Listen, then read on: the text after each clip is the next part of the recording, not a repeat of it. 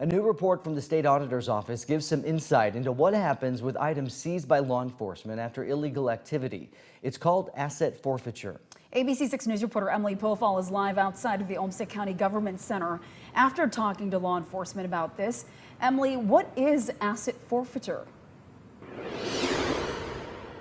James, Laura, when law enforcement stops illegal behavior like in a drug bust, they have the opportunity to take items involved in that illegal activity and sell them. Now, these could be items like cars, guns, or cash. And according to this latest report, our local agencies have seen major profits.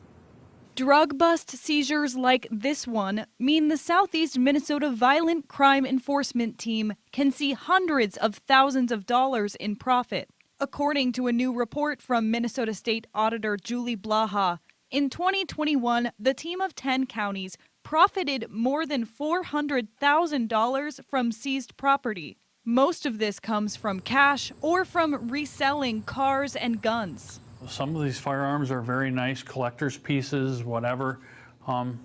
Is it fair to destroy them, or should we make money? It's a catch-22, and we just have to look at it every so often. State law says law enforcement is allowed to sell some property seized from illegal activity, like drug sales, prostitution, and drunk driving. According to the report, the Rochester Police Department profited more than $100,000 in 2021, most coming from seized vehicles like these.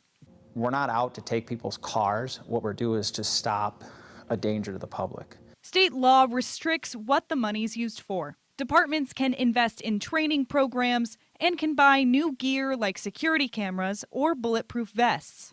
And a judge has to give departments permission to sell seized items. Property owners have 60 days to appeal a forfeiture. Law enforcement says profits seem big this year due to backup from the pandemic. We had 144 cases, and 74 of those were from 2011 to 2019.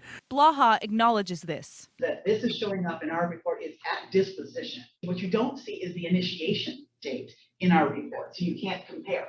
They say profits are usually much smaller, and they don't depend on this money in their budget. Determining how much money you're going to get in seizures is like rolling dice and trying to guess what numbers you're going to get. And law enforcement expect their forfeiture profits to be even smaller next year. New legislation from our state further limits and regulates what law enforcement can even seize. For example, RPD says they had around 54 cars in 2021. This year, they're expecting maybe 12.